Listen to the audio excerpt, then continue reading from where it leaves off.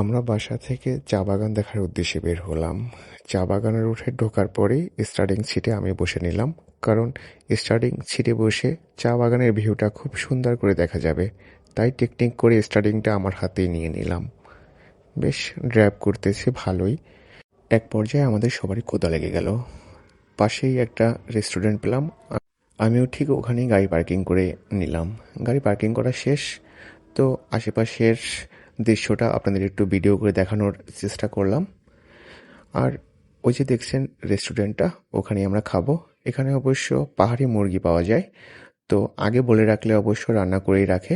তো আমরা রেস্টুরেন্টে ঢুকলাম, খাওয়া দাওয়া ও আমাদের শেষ করলাম। খাওয়া দাওয়া শেষ করার পরে আবার চলে গেলাম। সামনে একটা ভালো সুন্দর একটা স্পট পেলাম। তো এখানে সবাই দাঁড়িয়ে যার যার মতো করে পোজ দিল। সবাই আমরা ছবি তুলে নিলাম। ছবি তোলা শেষ হওয়ার পরে দেখতে পেলাম চা বাগানের ভিতরে কিছু লোক, তারা কাজ করতেছে। তাদের কাছে আমরা জিজ্ঞেস করলাম যে আমরা কি ভিতরে প্রবেশ করতে পারি কিনা। তারা বলল হ্যাঁ, ভিতরে যেতে পারেন, অবশ্য চা পাতায় হাত দেওয়া যাবে না। আমরা বললাম হ্যাঁ, হাত দেওয়ার কিছু নয়, আমরা শুধু দেখবো, চলে আসবো। ওই যে সামনে দেখছেন আমার সম্বন্ধে হেঁটে যাচ্ছে একটা ভাইয়া, যে রিলেটিভের গাড়িটা আর কি আমরা ড্রাইভ করতেছিলাম, ওটা ওই রিলেটিভের গাড়ি। ওই যে সামনে হেঁটে যাচ্ছে আমার পিরিজপুর থেকে একটা আমার ছোট ভাই আসছে, ইমরান, এবং আমার সম্বন্ধী রোমান ভাই।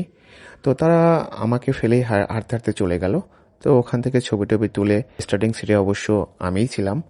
তো কারণ আমার উদ্দেশ্য ছিল শুধু একটাই, যে নিজে ড্রাইভ করব সামনে বসে এবং আশেপাশের সিনারিটা খুব সুন্দর করে দেখব।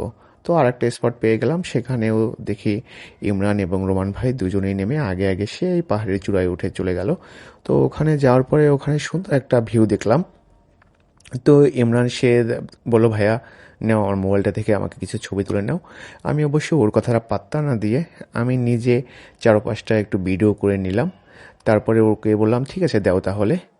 তো ওর কাছ থেকে মোবাইলটা নিয়ে আমি অবশ্য ওর কিছু ছবি তুলে নিলাম। তো তারপর ও এক পর্যায়ে ওকেও বললাম যে ভাইয়া ঠিক আছে, তোমার যেহেতু আমি ছবি তুলে দিলাম, তাহলে আমারও কিছু ছবি তুলে দাও। আর আশেপাশে যেই ভিউটা দেখছেন, এখানে ছবি না তুললেই নয়। তো ছবি তোলার পাশাপাশি আমিও কিন্তু ভিডিও করে নিলাম। দেখছেন যে পাহাড়ের চূড়া, ওই পাহাড়ের চূড়ায় যদি ওঠা যেত তাহলে আরও একটু ভালো লাগতো আর কি।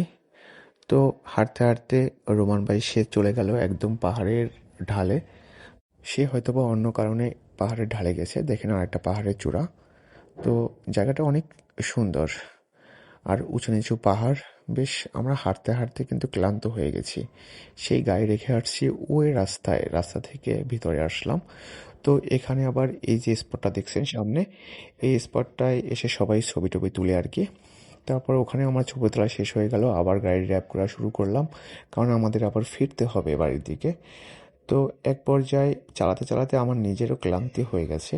তো তারপরও নিজে অবশ্য আশেপাশের ভিউ, সুন্দর পরিবেশ দেখার জন্য আমি স্টার্টিং আমার নিজের হাতেই রাখলাম। তো এক পর্যায়ে আর পারছি না। তো এক পর্যায়ে সিলেটের রাস্তাটাও শেষ হয়ে গেল। পরে স্টার্টিংটা আমি বুদ্ধি করে অবশ্য আমার সমুদ্রের কাছে দিয়ে দিলাম। রোমান ভাই অবশ্য অনেক ছোটবেলা থেকেই সে গাড়ি ড্রাইভ করে, খুব সুন্দর ড্রাইভ করে। তো আমরা বাসার দিকে রওনা দিয়ে দিলাম। তো বাসা পর্যন্ত পুরোপুরি রোমান ভাই ড্রাইভ করে আসলো। তো সুন্দর ড্রাইভ করছিল সে। তো খুব সেফ জোনেই আমাদের বাসা পর্যন্ত সবাইকে নিয়ে আসলো।